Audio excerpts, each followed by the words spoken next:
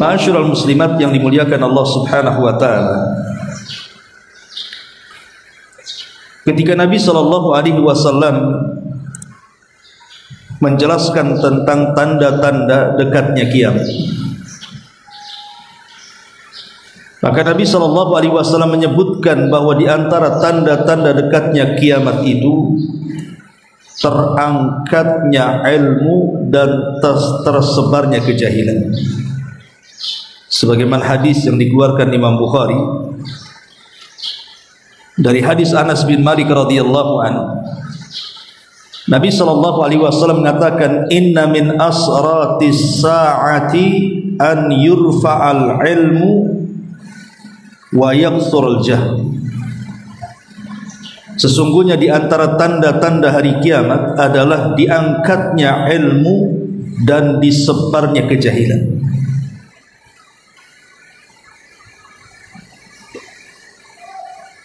Ma'asyiral muslimat yang dimuliakan Allah Subhanahu wa taala, tentu diangkatnya ilmu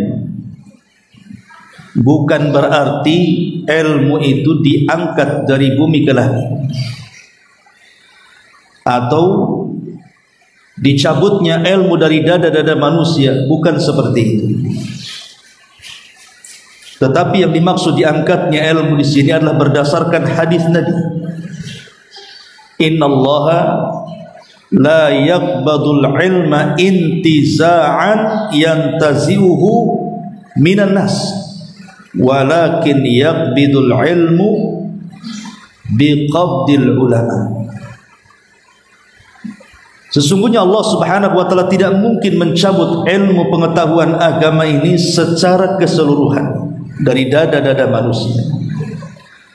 Tetapi cara Allah mengangkat ilmu itu dengan mewafatkan ulama satu persatu. Makanya Nabi sallallahu alaihi wasallam mengatakan, mautul alim musibatun la tujbar. Kematian orang alim itu musibah yang tidak bisa digantikan. Kalau ada pemimpin negara meninggal dunia, maka besoknya sudah ada yang menggantikannya. Boleh jadi lebih baik dibandingkan sebelumnya.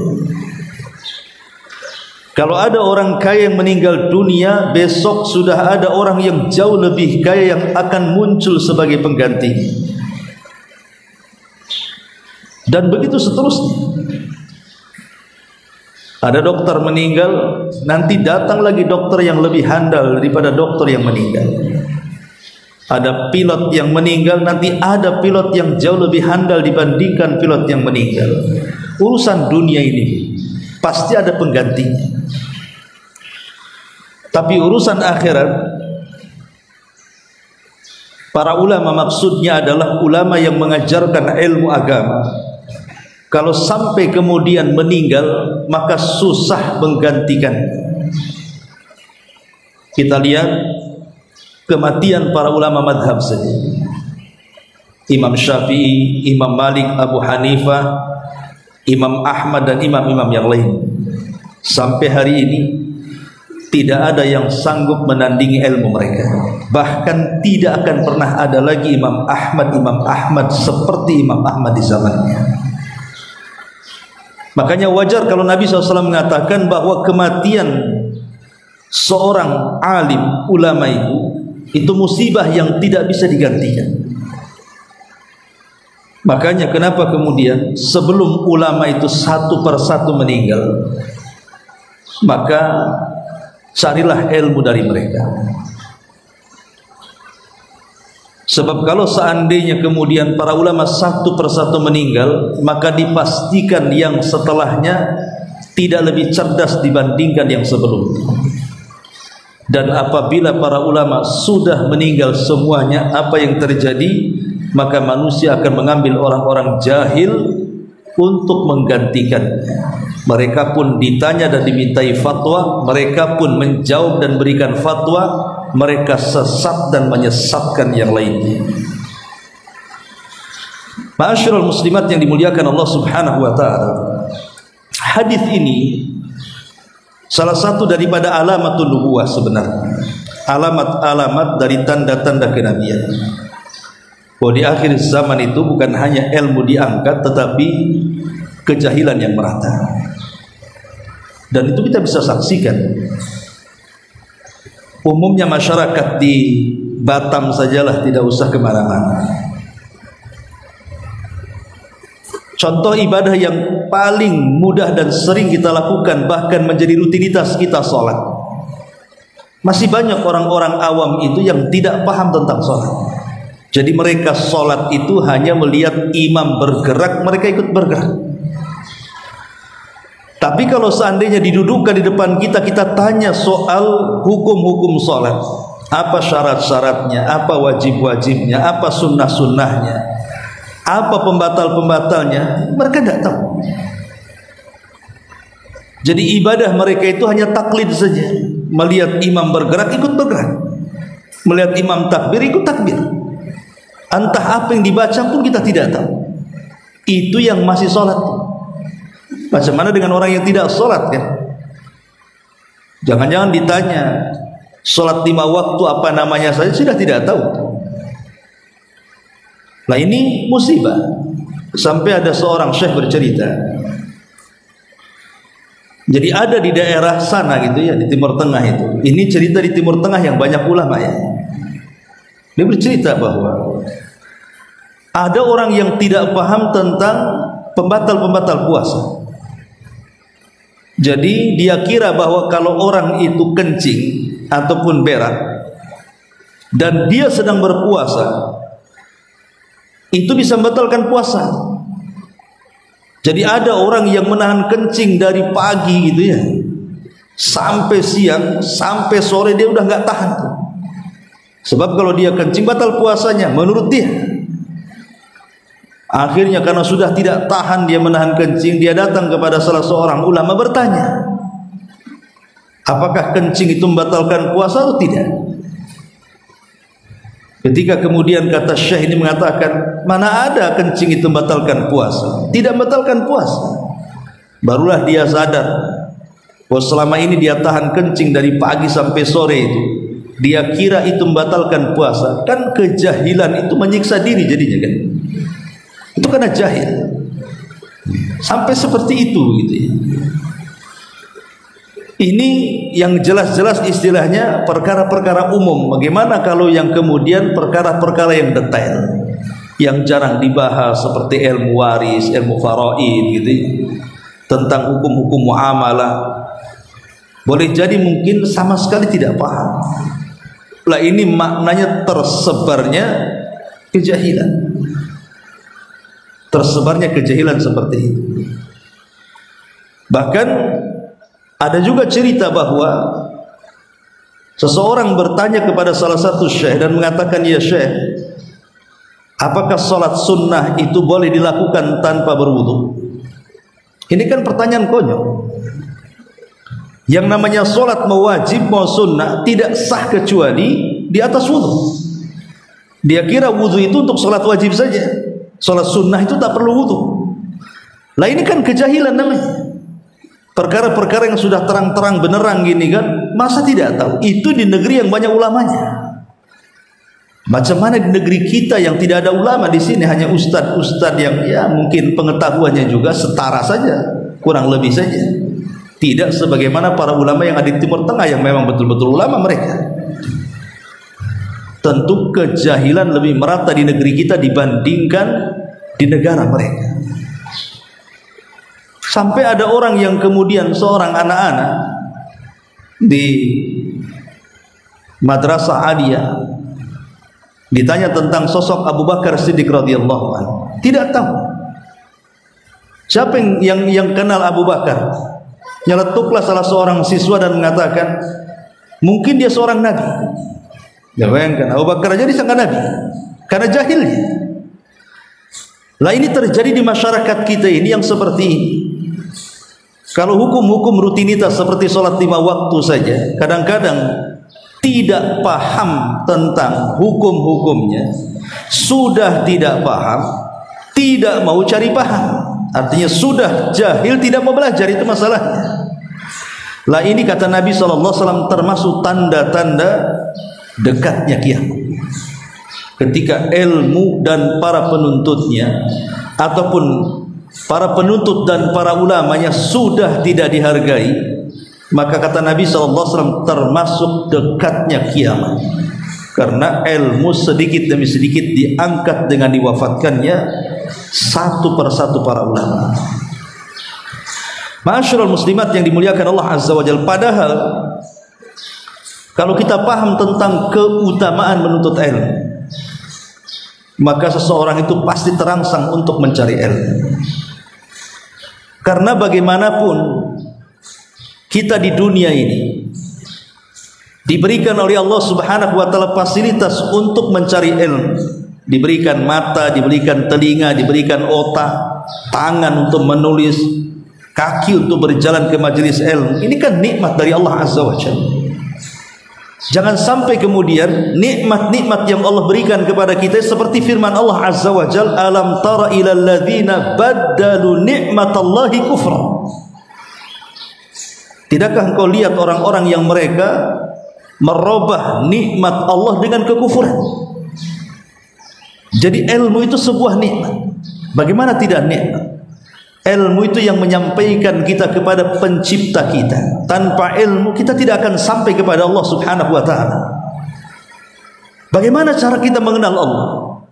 Bagaimana caranya kita mengenal Nabi kita Muhammad sallallahu alaihi wasallam? Bagaimana caranya kita mengenal agama yang kita anut ini? Kalau tidak punya ilmu, tiga-tiganya kita tidak paham. Sementara itu 3 pertanyaan yang akan ditanya dalam kuburan kita. Siapa Tuhanmu? Siapa nabimu? Apa agamamu? Kalau dia punya pengetahuan karena dia belajar, tentu dia akan bisa menjawab dan mengatakan Rabbku Allah, Nabiku Muhammad, agamaku Islam. Tetapi ada orang-orang yang ketika ditanya 3 soalan itu, dia mengatakan ha la adri, aku tidak tahu. Aqulu kama qalan nas wa fa'altu kama fa'alan nas. Aku hanya ikut membicarakan apa yang dikatakan orang, atau aku hanya melakukan apa yang manusia lakukan saja. Ini kan bahaya, bisa menyebabkan azab kubur jadinya. Lah dari sinilah maka kenapa pentingnya kita ini menuntut ilmu. Di sini Nabi SAW mengatakan man salaka tariqan yaltamisu fihi ilma sahhalallahu bihi tariqan ilal jannah. Kata Nabi SAW, wa man salaka tariqa, barang siapa yang menempuh sebuah jalan, yaltamisu fihi ilma, di mana dia berusaha untuk iltimas. Yaltamis itu diambil dari kata lamas, iltamasa. Bahasa Arabnya iltamas itu artinya seperti seseorang mencari sesuatu.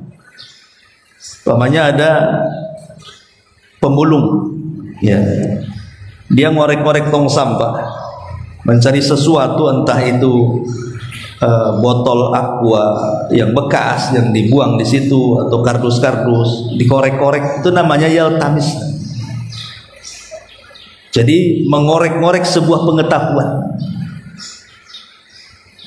Yaltamisu fihi ilma, dia berusaha untuk mengorek-ngorek, untuk mencari-cari sebuah pengetahuan agama. Boleh jadi mungkin tidak terlalu tinggi lah, mungkin yang paling rendah. Mungkin ada seorang ibu, dia datang ke ustadz, tanya, Ustadz, macam mana hukumnya ini umpamanya. Ustadz itu jawab. Lah itu namanya yaltamisu fihi ilmana. Ibu tidak tahu hukumnya, kemudian ada nomor ustadz tertentu, ibu WA di situ. Ustadz Afan nih, saya ada masalah, gimana ya jawabannya, gitu kan. Lah itu namanya yaltamis, namanya mencari-cari, mengorek-ngorek ilmu pengetahuan. Apa kata Nabi SAW? Sahhalallahu lahu bihi tariqan ilal jannah. Maka Allah akan mudahkan bagi dia jalannya menuju surga. Begini, terkadang satu ilmu yang ibu amalkan,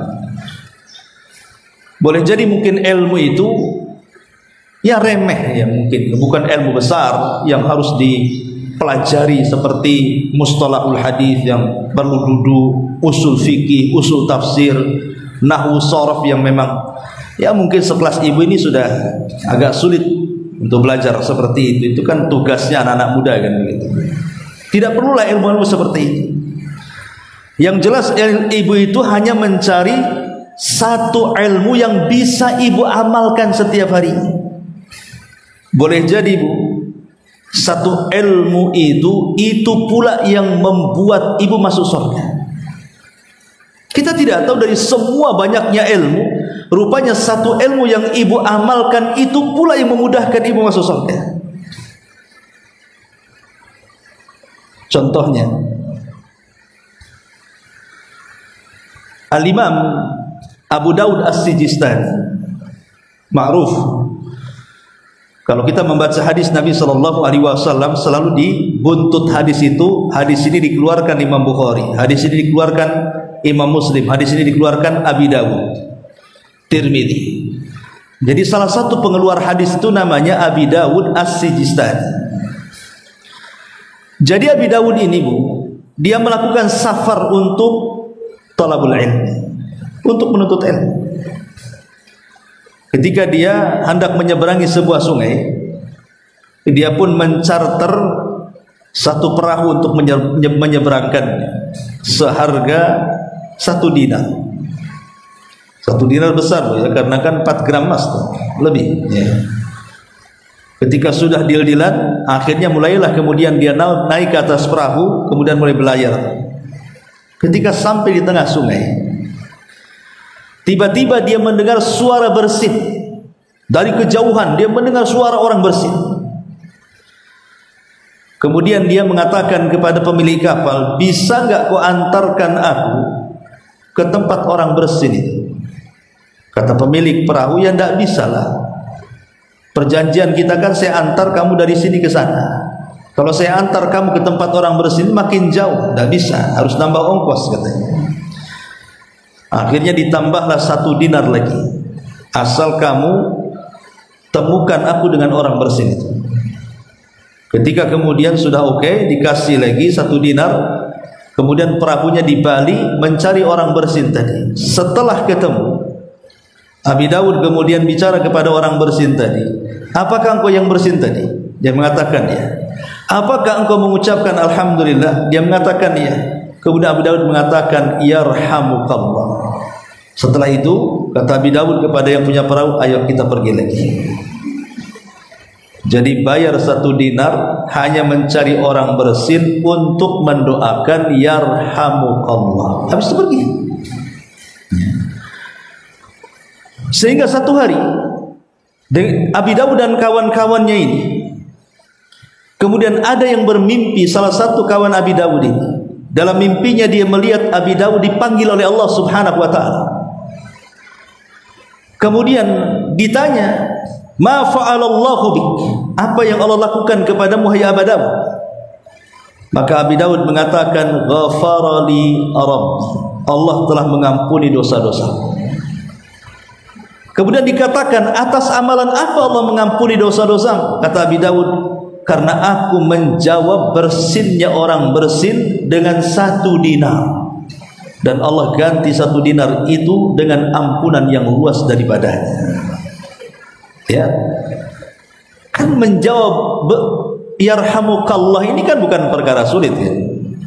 Orang bersin kita berdoa yarhamukallah. Tapi lihat semangatnya Abi Dawud untuk mengamalkan 1 hadis tadi, karena dia mendengar masalahnya kan. Sementara hadis Rasul mengatakan, apabila saudaramu bersin fasyamithu, jawab dia kan, disuruh dijawab. Coba ibu amalkan apa yang dilakukan Abi Dawud ini. Bu ke pasar nih, lagi belanja, di pojok pasar ada orang bersin, mendekati aja, tadi bersin gitu. Apa urusan Umi dengan saya? Malah dibilang gitu pula. Dan kalau memang iya saya bersin tadi, ngucap alhamdulillah enggak? Itu kan tersinggung jadinya kan? Enggak katanya. Oh ya udah katanya. nggak dijawab, nggak ada baca. Kan harus baca alhamdulillah baru kita jawab kan. Kalau tidak baca alhamdulillah kan tidak bisa dijawab. Dan kalau dia mengatakan dia saya ucap alhamdulillah, kemudian mengatakan yarhamikallah kemudian pergi, mungkin orang itu tertegun kan. Apalah ibu ini katanya kan. Dikira mau belanja rupanya cuma itu saja kan. Lah ini kan contoh saja, umpamanya kan. Bagaimana Abi Daud itu hanya mengamalkan satu amalan dalam satu hadis yang ringan. Tapi lihat bagaimana kemudian dia dimimpikan oleh kawan-kawannya bahwa Allah mengampuni dosa-dosanya. Ini kan luar biasa. Terkadang satu ilmu yang kita amalkan itu pula yang memudahkan kita masuk surga. Ataupun ada seorang ulama namanya As-Sibawi. Sibawi ini seorang ulama bahasa. Kalau kita belajar ilmu bahasa nahwu, itu selalu dalam ilmu nahwu bahasa Arab itu perkataan Imam Sibawi itu selalu disertakan dalam hukum-hukum bahasa. Itu ulamanya bahasa lah, Sibawi itu. Lah kasusnya juga sama. Sibawi juga bermimpi, kemudian dalam mimpinya dipanggil oleh Allah Subhanahu wa taala dan dikatakan, apa yang Allah lakukan kepada wahai Sibawi? Kemudian Sibawi mengatakan, ghafara li rabbi, Allah telah mengampuni dosa-dosaku. Dengan apa Allah mengampuni dosa-dosaku? Dia mengatakan, karena aku telah mengetahui ismul ma'rifah, isi ma'rifat dalam bahasa Arab itu, dan seagung-agungnya ismul ma'rifah adalah alif lam yang menempel pada lafzul jalalah Allah. Hanya mempelajari nama Allah, ismul ma'rifah, alif lam dalam kalimat Allah itu pula yang menjadikan Sibawi diampuni dosanya. Atau contoh yang sering dulu saya kisahkan kepada ibu-ibu tentang kisah seorang wanita, istri daripada Harun Ar-Rasyid, di mana ketika dia membuat mata-mata air yang luar biasa banyaknya, sehingga banyak jemaah haji yang kemudian disiapkan mata-mata air sehingga tidak ada lagi orang mati kehausan. Tiba-tiba kemudian istri Harun Ar-Rasyid atau namanya Zubaidah ini dimimpikan bahwa dia dipanggil oleh Allah Azza wa Jalla. Kemudian dikatakan, ya Zubaidah, apa yang Allah lakukan kepadamu? Kata Zubaidah, ghafara li rabbi, Allah telah mengampuni dosa-dosa. Maka dikatakan, abi ainin amiltiha, apa gara-gara mata air yang kau lakukan? Dia mengatakan bukan itu. Lalu atas dasar apa Allah mengampuni dosamu? Dia mengatakan, biraqataini fi jawfil laili uhafidu alaihima, karena aku senantiasa menjaga 2 rakaat salat yang aku dawamkan setiap malamnya. Lah ini contoh-contoh bagaimana satu ilmu ini kalau kita bisa amalkan walaupun nampaknya remeh, tapi itu pula yang menjadikan kemudian kita dibukakan pintu surga. Itulah makna sahhalallahu bihi tariqan ilal jannah, Allah mudahkan jalan dia menuju surga. Kalau satu ilmu dengan satu amalan saja bisa membukakan orang menuju surga, macam mana banyak ilmu dan banyak kita amalkan?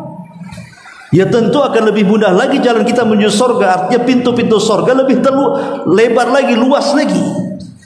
Lah itulah pentingnya kenapa seseorang itu penting hadir di majelis ilmu. Walaupun tidak sempat hadir di majelis ilmu karena kesibukan, apalagi ibu-ibu yang punya kewajiban rumah tangga. Sekarang Allah mudahkan, bisa lihat YouTube kan gitu, bisa baca makalah gitu. Jangan sampai kemudian kesibukan dunia itu melupakan kesibukan akhirat. Karena sekarang ini tidak seperti orang dulu. Kalau orang dulu mendengar pamannya sengaja di rumah membaca sambil masak, ibu kan dengar murotal. Kalau orang dulu itu ya masihlah ngikutin, karena tiap hari disetel lama-lama hafal. Kadang-kadang ngikutin karena mungkin sudah berapa ratus kali mungkin murotal itu setel gitu ya, atau mungkin didengar dari radio, lama-lama hafal. Tapi sekarang tidak demikian kan itu. Walaupun seorang pamannya nyetel murotal, ya murotal, tangan kita sibuk dengan HP kita. Kadang-kadang habis murotalnya kita tidak sadar itu, karena pusing dengan ini, dengan handphone kita. Main TikTok lah, main apa kan. Ini mana satu sebenarnya perhatiannya, ke handphone ke murotal yang kita setel. Lah ini contoh-contoh ketika belum lagi perkara-perkara yang lainnya, belum lagi disibukkan dengan gibahnya, dengan namimahnya, dengan kumpul-kumpulnya dan begitu seterusnya, itu makin menjauhkan kita dari agama. Maka Nabi SAW mengatakan, man salaka tariqan yaltamisu fihi ilma sahhalallahu bihi tariqan ilal jannah. Saya akan kisahkan satu kisah. Dahulu Bu, ada ulama namanya Imam A'mash. A'mash ini disebut A'mash karena dulunya tidak buta dia. Di masa mudanya tidak buta, tapi karena banyak baca ya, sehingga ketika tua dia buta. Tapi bukan buta tidak melihat sama sekali, tidak, tetapi agak buram. Kalau a'ma itu memang buta betul. Kalau A'mash itu ya agak rabun-rabun lah. Dan kalau mengedipkan mata itu mengeluarkan air mata. Dan itu terkenal ulama dunia di zaman itu. Jadi dari mana-mana murid-muridnya itu datang ke masjidnya A'mash untuk belajar. Cuman ada kebiasaan Imam A'mash ini, dia kalau lagi mengajar, dia tidak suka ada satu muridnya yang berisik. Tidak suka. Jadi dia mau kalau dia sedang membacakan sebuah hadis, jangan ada satupun murid yang berisik. Kalau ada satu muridnya berisik, 1 bulan libur. Itu ketentuan kalau belajar sama A'mash. Makanya kalau ada murid baru, murid-murid lama itu ngasih briefing dulu. Awas ya kalau kamu ribut sampai A'mash sebulan nggak ngajar, habislah kamu katanya. Jadi pokoknya kalau ada murid baru itu pasti ditahan oleh murid-murid lamanya, dikasih tahu jangan ribut. Jadi satu hari adalah yang ribut itu. Akhirnya betul-betul A'mash tidak mau mengajar selama 1 bulan. Tiba-tiba kemudian datang murid baru. Dia dari negeri yang sangat jauh, bayangkan sudah meninggalkan anaknya, meninggalkan istrinya, meninggalkan kampungnya, meninggalkan pekerjaannya. Ingin duduk bersama A'mash 2 pekan saja, habis itu pulang. Ketika sampai ke daerah A'mash itu, ketika dia masuk ke masjid, tidak ada pengajian. Kalau sekarang kan enak, tinggal WA aja, ada pengajian nggak kan itu? Ada, datang, tak ada, libur, tak datang kan itu. Zaman dulu mana ada handphone kayak gitu, sehingga nggak tahu libur nggak liburnya, mana tahu orang itu. Ya terpaksa lah datanglah dari jauh-jauh. Ketika masuk ke masjid tidak ada orang ngaji.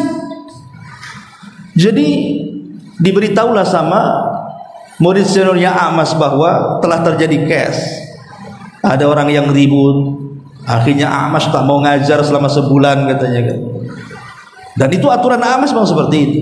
Jadi orang ini marah-marah mengatakan, loh, apa salah saya katanya? Saya kan nggak hadir di majelis itu dan saya tidak buat ribut dan saya baru datang. Emang salah apa saya? Kenapa saya dimasuk-masukkan sehingga saya tidak bisa belajar? Itu kan salah kalian katanya kan. Iya betul, salah kami. Tapi A'mash nggak mau ngajar sampai 1 bulan. Akhirnya dia pun tidur di masjid. Karena sudah malam, dia nunggu subuh karena A'mash pasti sholat subuh. Ketika kemudian A'mash sholat subuh betul, didatangilah oleh murid baru ini, nggak tahu menahu. Dia mengatakan, ya Syekh, bacakan kepadaku beberapa riwayat, aku akan tulis. A'mash mengatakan tidak bisa, karena aku sudah berjanji aku tidak akan mengajar 1 bulan. Kemudian orang ini mengatakan, apa alasannya? A'mash mengatakan, ya karena aturanku kalau orang ribut di kelas saya tidak akan mengajar 1 bulan. Orang ini marah sama A'mash dan mengatakan, ya Imam, itu bukan urusan saya. Saya ini orang baru datang dari jauh kan gitu. Saya ingin mendengarkan hadis dari kamu. Saya nggak masuk-masuk urusan mereka yang ribut. Pokoknya saya ingin mendapatkan hadis Nabi. Tolong bacakan, saya catat katanya. Kata A'mash, saya nggak mau. Saya sudah janji tidak akan mengajar 1 bulan. Akhirnya pusinglah dia. Dia mikir nih gimana cara dapat ilmu. Kemudian dia terpikir, dia kong kali kong dengan kawan untuk menjebak A'mash. Bagaimana caranya? Jadi ketika sholat maghrib, A'mash ini buta kan itu, memang tidak jauh rumah ke masjidnya itu. Tiba-tiba kemudian setelah sholat maghrib, murid baru ini mengatakan kepada A'mash, ya Imam, kalau kamu mau saya antar kamu pulang, karena ini sudah malam, kau buta, ya, biar cepat katanya. Kata A'mash, ya senang saja karena itu disangka muridnya gitu. Rupanya tidak diantar ke rumahnya, tapi diantar ke padang pasir. Coba apakah kurang ajar nih muridnya ini ya. Setelah sampai di padang pasir, A'mash ini sudah curiga ya, walaupun dia buta kan punya insting gitu ya, karena kan hari-hari kok lain beda ini, kok jauh nggak sampai rumah ini. Jadi A'mash berhenti, kau mau bawa kemana aku katanya kan. Kata murid baru ini mengatakan, kamu sudah tahu wahai Imam, sekarang kau di tengah padang pasir ya, kalau engkau tidak memberikan 100 hadis kepadaku, ku tinggalkan biar hewan buas memakanmu. Cari ilmu sampai kayak gini. Akhirnya Imam Mas mengatakan, ittaqillah, bertakwalah wahai fulan. Kenapa kau harus seperti ini? Dia mengatakan, ya salah saya apa? Saya dari negeri jauh meninggalkan keluarga, tanah. Aku minta hadis kau tak kasih. Nah sekarang terserah, mau kau kasih 100 hadis atau ku tinggalkan kau di tengah padang pasir katanya. Tinggal milih saja. Oh baik kalau gitu saya bacakan. Akhirnya dia langsung keluarkan bukunya, dicatat haddatsana fulan qala haddatsana fulan sampai 50 hadis. Kata A'mash, ya fulan, aku sudah berikan. Oh tidak bisa, saya minta 100. Kalau 100 saya antar pulang. Kalau tidak 100 kok terserah. Nanti banyak binatang buas di sekitar sini. Terpaksalah A'mash menyelesaikan sampai 100 hadis. Setelah dicatat, senangnya dia. Kenapa senang coba? Karena kalau meriwayatkan hadis langsung dari orangnya, ini lebih tinggi derajatnya dibandingkan mengambil hadis di majelis taklim. Karena bahasanya beda. Kalau dalam ilmu hadis itu, kalau kita berada di majelis, saya kayak ibu-ibu ini kan hadir di majelis taklim, dengar pengajian dari saya. Itu kalau ibu meriwayatkan dari saya bukan haddatsani tapi haddatsana, telah menceritakan kepada kami. Karena kan rame-rame kan ya. Tapi kalau ibu datang sendiri ke saya berdua ngomong, itu menceritakan hadis dari saya bukan haddatsana tapi haddatsani, telah menceritakan kepadaku, bukan kepada kami. Tinggi derajatnya lagi kan, makanya dia senang, dia dapat 100 hadis. Akhirnya diantar pulang. Di tengah jalan dia ketemu kawannya, memang sudah kong kali kong dengan kawannya. Ambil ini catatan ya, aku tidak bawa apa-apa katanya, kamu sembunyikan gitu. Setelah kemudian dibawa pulang sampai di rumahnya, ketika kemudian murid baru ini hendak pergi, langsung dipegang bajunya sama Mas. Tunggu dulu, digini, tunggu dulu katanya. Mana catatan itu? Mana catatan yang tadi? Sambil teriak maling, maling, maling katanya. Ya orang-orang datanglah, ini Imam A'mash kan itu. Siapa yang maling rumahnya Imam A'mash? Rupanya ada anak muda sedang dipegang oleh Imam A'mash. Ini malingnya katanya. Ditangkaplah anak muda ini. Kemudian diinterogasi, kau maling apa katanya? Enggak, aku enggak maling apa-apa. Kemudian ditanyakan kepada A'mash, apa yang dicuri dia? Dia mencuri catatanku katanya. Ambil catatannya katanya. Catatannya kan sudah dikasih kawannya. Digeledah enggak ada apa-apa. Ya. Apa kata kawannya? Ya Imam, aku tak punya catatan katanya. Aku sudah kasihkan ke kawanku, enggak ada catatanku katanya. Imam A'mash berpikir tersedak, dia ngomong begini, wahai fulan, sebaiknya kalau kau temukan catatanmu yang tadi, hapus semuanya. Kenapa dihapus? Karena yang aku riwayatkan 100 hadis itu semua hadis lemah, percuma katanya. Semua hadis lemah katanya. Hapus semuanya, hapus katanya. Tapi anak muda ini juga cerdas. Ya, dia mengatakan, ya Imam, engkau jauh lebih takwa daripada kami. Engkau lebih beriman, lebih berilmu. Takkan kau berdusta atas nama Nabi katanya. Pasti semua riwayatmu sahih katanya. Kalau kau mengatakan lemah, tidak mungkin kau meriwayatkan hadis lemah. Engkau yang bertakwa kepada Allah, tidak mungkinlah meriwayatkan hadis lemah, katanya. Akhirnya dia terdiam. Bunda Amas baru mengatakan sambil melepaskan bajunya, ya memang semuanya sahih, katanya. Semuanya sahih, katanya. Kemudian, adapun aku ini memegang bajumu, katanya, karena aku ingin menghilangkan dongkol di hati. Kau sesatkan aku di padang pasir, sepaling gantinya aku tarik bajumu, katanya. Jadi hanya itu saja, gitu. Akhirnya dilepas. Lihat bagaimana ulama dulu sampai seperti itu mencari ilmu, gitu. Sampai meninggalkan tanah kelahirannya, sampai terkadang seperti ini. Jadi itu persis seperti ada seorang penulis musnad, saya lupa namanya. Pokoknya itu kalau bicara tentang musnad, kumpulan hadis, itu terbanyak satu dunia dibandingkan ulama-ulama yang lain. Itu murid daripada Imam Ahmad. Jadi orang ini jauh dari berasal dari negara yang melewati beberapa negara. Berasal dari Cordova. Cordova itu sana ya, dari Cordova lah. Itu melewati beberapa negara sampai ke Basra, ke daerah Imam Ahmad, ke Baghdad.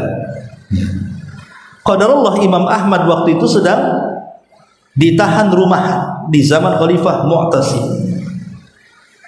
Sementara kemudian murid ini jauh-jauh dari Cordova itu sampai ke Baghdad ini harus melewati berbulan-bulan bahkan tahunan di zaman itu, karena tidak ada kendaraan yang layak kan itu. Rata-rata ya kapalnya pakai kapal kayu, nanti lebih banyak jalan kakinya, ataupun nanti paling tinggi naik unta, melewati macam-macam gurun pasir, hanya ingin belajar kepada Imam Ahmad. Sampai di Baghdad, Imam Ahmad di penjara. Apa tidak menyesal coba dia? Sudah berbulan-bulan datang dari Cordova ke Baghdad, ingin belajar kepada Imam Ahmad, sunyi, tidak ada masjid yang di situ ada darasnya Imam Ahmad. Kenapa? Karena pemerintah melarang, tidak boleh Imam Ahmad itu mengajar, karena dia sedang di penjara. Dan dalam penjara Imam Ahmad, walaupun penjara rumahan, dilarang tidak boleh mengajar dan tidak boleh belajar. Layaknya orang awam aktivitasnya. Kalau ketahuan maka akan diperberat hukuman. Jadi akhirnya kemudian dia merasa kecewa. Orang ini merasa kecewa karena Imam Ahmad berada di penjara rumah, tapi dia tidak kehabisan ide. Akhirnya dia coba penampilannya berubah, karena tahu Imam Ahmad itu kan orangnya dermawan. Jadi dia pura-pura menjadi gembel. Jadi pakaian talabul ilminya dilepas gitu ya, dipakainya pakaian gembel. Tahulah gembel itu, dikasih mehong-mehong atau apa ya biar nampak orang gembel. Sambil kemudian mendatangi rumahnya Imam Ahmad, mengetuk pintunya sambil pura-pura mengemis. Setelah dibukakan baru dibisikin tuh. Ya, Imam Ahmad itu dengan mengatakan, saya ini bukan gembel, katanya. Saya ini talabul ilmi, sengaja supaya dibukakan pintumu untuk tolong setiap aku datang kemari bacakan satu hadis kepadaku. Imam tidak mau, karena memang takut ketahuan nanti masalah bukan hanya dirinya, tapi orang lain pun kena masalah jadinya kan. Jadi dia menjaga orang lain, tapi karena dia mendesak setiap datang selalu minta hadis, akhirnya dibacakanlah. Setiap datang jadi gembel dikasih satu hadis, besoknya ada jadi gembel lagi di satu-satu, sampai berhasil mengumpulkan 300 hadis. Berarti kan 300 jadi gembel tuh. Datang kan 300, dikumpulkan 300 hadis. Nah setelah kemudian mendapatkan 300 hadis dan dicatat, barulah kemudian Khalifah Mu'tasim ini yang menjarakan Imam Ahmad. Ketika itu kan ada penyerbuan besar-besaran kepada negara Amuria, dan dia tidak mau ada beban di negaranya, maka semua ulama dikeluarkan dari penjara, termasuk Imam Ahmad dikeluarkan dari penjara karena fokus menyerang Amuria. Setelah Imam Ahmad keluar, itu pun sudah sakit-sakitan, Bahkan bahunya patah karena dicambuk. Imam Ahmad udah tua pun, jadi dia hidup di penjara yang lama. Imam Ahmad rupanya dia mencari pengemis itu. Setelah ketemu, dijadikanlah murid andalan dia. Sejak itulah maka muridnya Imam Ahmad yang satu dari Cordova ini, dia mencatat hadis terus sampai mampu mengumpulkan hadis, sampai membuat musnad terbesar satu dunia. Walaupun sebagian kitabnya sudah hilang gitu ya. Tapi menunjukkan bagaimana orang ini jauh-jauh dari Maroko ke Baghdad hanya untuk belajar hadis kepada Imam Ahmad. Karena zaman itu memang jarangnya para ulama gitu ya. Dan kebiasaan rihlah, memang rihlah itu sebuah sunnah. Kalau ingin belajar rihlah. Makanya ibu kalau punya anak didik gitu, rihlahkanlah ke Saudi, ke Mesir, ke Yaman, ke mana ya. Karena biasanya kalau belajar keluar daerah atau ke Jawa itu biasanya jadi dibandingkan disekolahkan di Batam. Kalau bagi orang yang tidak punya biaya gitu ya bolehlah untuk di Batam, orang Batam gitu. Tapi kalau punya biaya jauh kan aja anak-anak itu mondok kan. Itu bagian daripada berkahnya pengetahuan. Dengan cara dirihlahkan supaya anak-anak itu makin jauh biasanya makin sukses gitu. Apalagi sampai ke luar negeri. Karena itu kebiasaan para ulama. Bahkan Imam Syafi'i rahimahullah taala, Imam Syafi'i itu dari kecil menjadi Imam Syafi'i. Ibunya mendidik sehingga menjadi Imam Ahmad. Jadi semua jerih payah daripada orang tuanya. Lah saking semangatnya ibunya Imam Syafi'i ini. Imam Syafi'i ketika usia murid tuh. Yang ingin saya ceritakan, Imam Syafi'i ketika usia 7 tahun, karena dia miskin, dia tidak punya buku, dia nggak punya pulpen, dia hadir saja mengikuti orang-orang dewasa di majelisnya Imam Malik. Namanya anak-anak usia 7 tahun bu, yang masih suka main-main lah, wajar kan itu, anak-anak kecil kan. Ya, tapi jadi Imam Syafi'i kalau Imam Malik membacakan sebuah hadis, maka di tangan Imam Syafi'i itu ada permainan, ya macam karet atau apa gitu ya. Itu sambil pura-pura mencatat di tangannya, padahal nggak ada catatan, cuma dia pura-pura gini aja, pura-pura nyata. Kalau yang lain kan pulpen dengan buku tuh, Imam Syafi'i tidak, ngoret-ngoret pakai mainan. Sehari dibiarkan oleh Imam Malik, 2 hari dibiarkan, 3 hari Imam Malik kemudian memanggil Imam Syafi'i, sebaiknya kau angkat kaki dari sini, jangan belajar di sini, kamu main-main aja di sini katanya. Kata Imam Syafi'i yang masih kecil, polos, dia 7 tahun, tidak, saya belajar seperti yang lainnya katanya. Kata Imam Malik, mana bukti belajarmu? Kau tidak ada catatan. Namanya anak-anak, dia memberi tangannya, nih katanya catatannya, padahal nggak ada isinya. Ini katanya catatannya katanya. Makinlah sparring ini Imam Malik, makin marah lah kan begitu. Mana ada catatan di tangan? Tapi setelah Imam Syafi'i mengatakan, ya Imam, aku mencatat di tanganku sejak aku 3 hari di sini. Kalau engkau mau wahai Imam, aku bisa mengulangi pelajaran mulai dari 3 hari yang lalu sampai hari ini. Penasaran Imam Malik, kalau begitu silakan. Mulailah Imam Syafi'i dengan kekuatan hafalannya, dia bisa menghafal hadis yang diajarkan di hari pertama, hari kedua, hari ketiga. Itulah yang membuat takjub Imam Malik. Kok bisa anak itu menyimpan hafalan kayak punya harddisk kepalanya? Disitulah kemudian Imam Malik mengangkat Imam Syafi'i menjadi murid terhebat dia, karena hafalannya yang kuat. Ya. Sampai-sampai kalau ulama sejarah itu menceritakan biografi Imam Syafi'i, saking kuatnya hafal Imam Syafi'i ini. Satu hari Imam Syafi'i ini belanja ke salah satu dukan, ke salah satu warung kelontong lah bahasa kita ini, untuk membeli sesuatu. Rupanya di warung itu ada 2 pembeli menggunakan bahasa asing, sedang bertengkar. Pokoknya saya ini orang Jawa, orang Sunda lah saya ini kan. Pergi ke warung, ada orang Padang bertengkar pakai bahasa Padang. Saya kan nggak paham kan itu, bahasa apa dia ngomong, apa itu bahasa planet kan itu, karena saya nggak paham bahasa itu. Lah seperti itu Imam Syafi'i mendengar ada orang asing bertengkar dengan bahasa asing, tapi Imam Syafi'i sambil belanja mendengarkan sampai selesai itu pertengkaran. Sampai pertengkaran itu sampailah ke mahkamah pengadilan. Kemudian sang hakim mengatakan kepada salah satunya, ada nggak saksi di antara kalian? Kata yang satunya, ada orang namanya Syafi'i katanya. Datangkah Syafi'i kemari gitu. Didatangkan Imam Syafi'i ke situ di persidangan itu. Kemudian hakim bertanya, apa yang kau ketahui tentang dialog dari keduanya? Kata Imam Syafi'i, aku tidak tahu.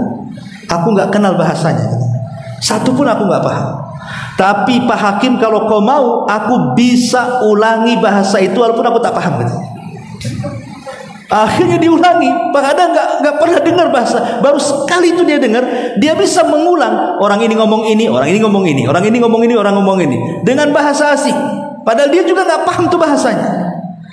Disitulah kenapa kemudian para ulama menjuluki Imam Syafi'i anak ajaib. Dia bisa menghafal itu. Ini boleh dikata ya tanda kuasa Allah lah. Tidak semua orang seperti itu kan. Tapi disitulah keajaibannya Imam Syafi'i. Saking kuatnya hafalannya luar biasa. Jadi semua itu sudah kerekam di kepalanya. Jadi kalau dia membacakan hadis yang diajarkan ke Imam Malik itu sudah di luar kepala gitu ya. Sama dengan ibu juga di luar kepala tapi tak masuk. Kalau Imam Syafi'i di luar kepala ya memang mengalir gitu dari kepalanya. Nah ini contoh saja bagaimana ulama dulu itu ihtimam dengan ilmu luar biasa. Ya. Atau kisah yang lain lah contohnya, kisahnya Abi Yusuf. Abi Yusuf ini anak seorang penjual di pasar. Abu Yusuf namanya. Itu murid kebanggaannya Abu Hanifah. Jadi usia 6-7 tahun Abu Yusuf itu bantu ibunya ya di pasar. Kadang-kadang suruh bawa apa, gendong apa, nguli apa gitu kan. Ya memang miskin sekali. Tetapi setiap dia selesai ada waktu sholat, dia selalu rajin sholat, datang ke masjid. Lah kemudian di masjidnya itu kebetulan memang itu masjidnya Abu Hanifah yang setiap hari ada dars di situ, ada pelajaran di situ. Entah apa Abu Yusuf usia 6-7 tahun ini tiba-tiba suka dengan ilmu. Jadi kalau ada orang belajar, dia kadang-kadang duduk di teras masjid dengerin saja. Dan itu dilihat dan dipantau oleh Abu Hanifah. Nampaknya anak ini suka ilmu. Tapi kalau kelamaan dengerin, datang ibunya, dimakinya anaknya, diseretnya ke pasar, suruh kerja. Jadi satu hari Abu Hanifah ini dia melihat anak ini cinta dengan ilmu, tapi di satu sisi dia harus membantu ibunya. Jadi akhirnya kemudian Abu Hanifah mengizinkan anak itu untuk masuk. Jangan duduk di teras, masuk nak, masuk. Masuklah dia duduk di situ. Akhirnya kelamaan ibunya teriak-teriak di luar masjid. Akhirnya Abu Hanifah menemui ibunya. Apa kata ibunya? Jangan kau rusak anakku katanya. Gara-gara kau rusak anakku, dia tidak mau kerja lagi katanya. Kata Moni dijelaskan, biarkanlah anakmu ini belajar kepada saya. Abu Hanifah ini seorang ulama cerdas, makanya disebut Ashabur Ra'i. Di antara 4 mazhab itu yang paling cerdas akalnya itu Abu Hanifah. Dia punya firasat yang luar biasa. Kan ada orang-orang itu yang diberikan ilham oleh Allah mampu berfirasat. Lah salah satunya Abu Hanifah ini. Dia mengatakan kepada ibu Abu Yusuf ini, dia mengatakan, biarkan anakmu duduk di majelis. Aku jamin satu hari, kata Abu Hanifah, aku jamin satu hari anakmu akan memakan falujah. Falujah itu makanan khusus hanya dimakan oleh raja saja. Ya ibunya ngakak-ngakak sebel tuh gimana? Ada orang miskin makan falujah katanya kan itu. Itu makanan raja. Menteri pun tak makan itu. Itu khusus raja itu. Abu Hanifah ngomong begitu. Biarkan anakmu belajar sama saya. Nanti satu hari anakmu akan makan falujah. Itu makanan raja katanya.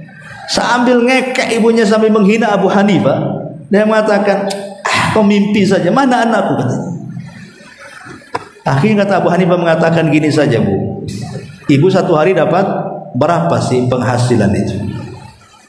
Ya sekian dirham.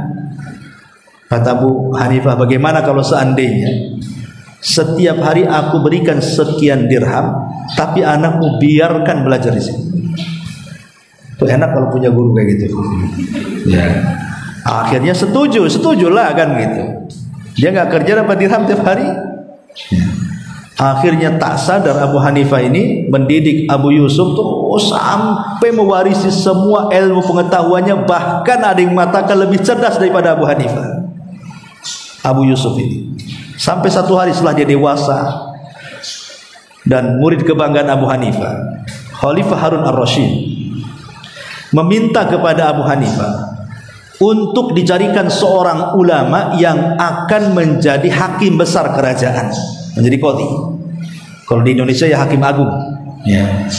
Kata Abu Hanifah, aku tidak melihat dari murid-muridku yang lebih cerdas dan mampu berhukum dengan keadilan melebihi Abi Yusuf. Bawalah Abi Yusuf, jadikan dia qadhi di kerajaan, kata Abu Hanifah. Maka Abu Yusuf pun kemudian dibawa oleh Harun ar-Rasyid menjadi qadhi kerajaan. Karena Harun ar-Rasyid itu kan sangat memuliakan ulama masalahnya. Jadi ketika dia hendak mengenalkan hakim agungnya dalam rapat besar kerajaan, Harun ar-Rasyid meminta bahwa Abu Yusuf harus duduk di samping saya, karena itu ulama yang akan memegang hukum di kerajaan itu. Ketika kemudian sudah kumpul dalam sebuah ruangan, disitulah datanglah makanan-makanan itu. Rupanya ada faluja di sini, makanan yang khusus untuk Raja Harun ar-Rasyid. Lah karena Harun ar-Rasyid ini memuliakan para ulama, dia ingin makanan itu dimakan oleh Abu Yusuf. Kemudian ditaruhlah makanan itu. Kata Harun ar-Rasyid, makanlah wahai Abu Yusuf. Ketika Abu Yusuf melihat makanan itu, tiba-tiba tertawa terbahak-bahak dia. Tidak makan, ketawa saja. Jadi Harun ar-Rasyid disangkanya ngejek kan itu. Kenapa aku kasih makan enak, kenapa aku ketawa, katanya. Kata Abu Yusuf, subhanallah, memang firasat Abu Hanifah itu luar biasa, katanya. Dulu waktu kecil, Abu Hanifah ngomong sama ibuku, biarkan anak mau ngaji sama saya. Nanti kalau dia sudah besar, sudah dewasa, ku jamin dia makan makanan raja, katanya. Ha, ini makanannya, katanya. Ha, inilah makanannya, katanya. Lihat bagaimana ilmu itu akan mengangkat derajat siapapun, tidak di dunia, di akhirat. Yarfa'illahu alladhina amanu minkum walladzina utul ilma darajat. Allah akan mengangkat derajat orang-orang yang beriman di antara kalian dan orang-orang yang berilmu beberapa tingkatan di antara kalian. Itulah yang disebut dengan fadlul alim alal abid ka fadli ala adnakum, wa fi riwayatin ka fadlil qamari ala sairil kawakib, bahwa kemuliaan orang alim itu jauh lebih tinggi dibandingkan ahli ibadah. Seperti kemuliaan aku dan orang yang paling rendah di antara kalian, dalam riwayat seperti bulan purnama di antara bintang-bintang yang berserakan. Bulan walaupun satu bisa menerangi bumi, bintang walaupun miliaran cahayanya tidak sampai ke bumi. Itulah keutamaan orang alim. Makanya kalau kita lihat hadis-hadis Nabi SAW lebih banyak mengarahkan untuk menuntut ilmu dibandingkan mengajarkan ibadah. Kita lihat di hadis-hadis Nabi yang banyak itu, Rasul itu lebih banyak mengarahkan manusia untuk menuntut ilmu dibandingkan mengajarkan ibadah. Ya, karena menuntut ilmu itu jauh lebih mulia dibandingkan ahli ibadah. Jadi kalau seandainya ada dua pilihan, ibu hadir di majelis taklim, ya, dengan ibu kemudian berpikir ibu sedang berpuasa, puasa Kamis membanyakan, rupanya Kamis pula pengajian itu jauh pula. Ini kalau saya datang ke pengajian bisa batal nih. Ya, tapi kalau saya tetap puasa di rumah, saya tak ada hadir pula di majelis taklim. Kalau orang cerdas, batalkan puasanya, hadir di majelis ilmu. Kenapa? Karena keutamaan ilmu lebih dibandingkan keutamaan ibadah. Ibu hadir di majelis taklim itu lebih mulia dibandingkan di mempertahankan puasa. Kecuali kalau ibu bisa dua-duanya, pertahankannya lebih baik kan. Ini kan kalau harus milih ceritanya, harus milih mana yang lebih diutamakan. Menuntut ilmu dibandingkan beribadah sunnah. Lain kalau wajib beda. Ya, ini kan kita bicara ibadah sunnah.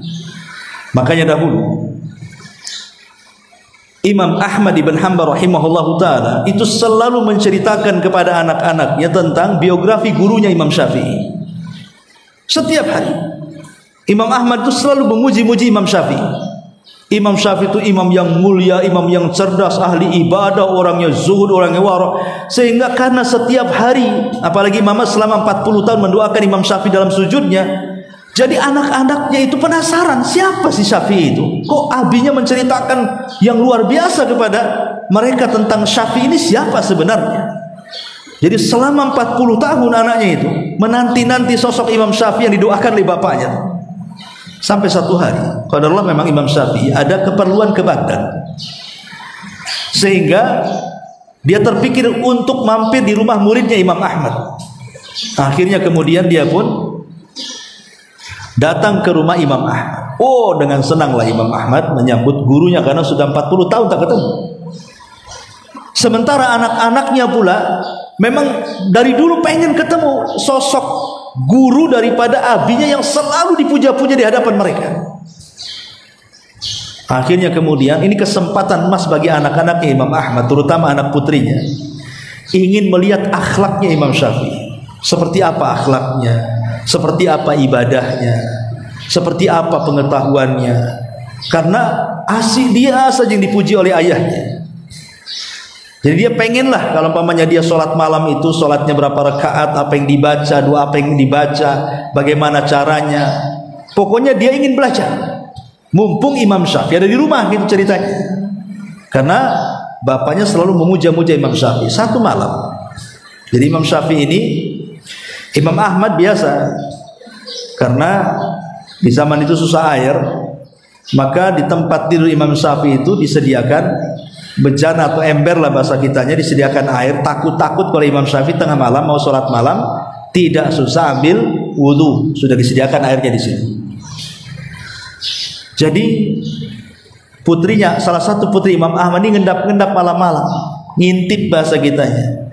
Kira-kira Imam Syafi'i ini sholat malam berapa rakaat, lamanya berapa, suratnya apa yang dibaca, doanya apa yang dibaca, macam mana caranya, pokoknya diperhatikan. Tapi kecewa berat sampai pagi Imam Syafi'i ini kok baring aja, ya. Tempat airnya pun tak berkurang, ya. Tidak pun dilihat sholat, asih baring saja. Sementara dia sudah melek memperhatikan Imam Syafi'i, kok tidur terus kan itu. Apa benar dia Syafi'i atau Syafi'ian ini kan? Jadi dia penasaran ini, betulkah ini Imam Syafi'i yang diceritakan abi ataukah bukan ini? Jadi keesokan harinya putrinya ini datang kepada abinya Imam Ahmad dan bertanya, "Wahai abi, sebenarnya saya itu ingin melihat ibadahnya Imam Syafi'i. Tapi semalam aku tak lihat dia, karena di zaman dulu, Bu, sholat malam itu kayak sholat wajib.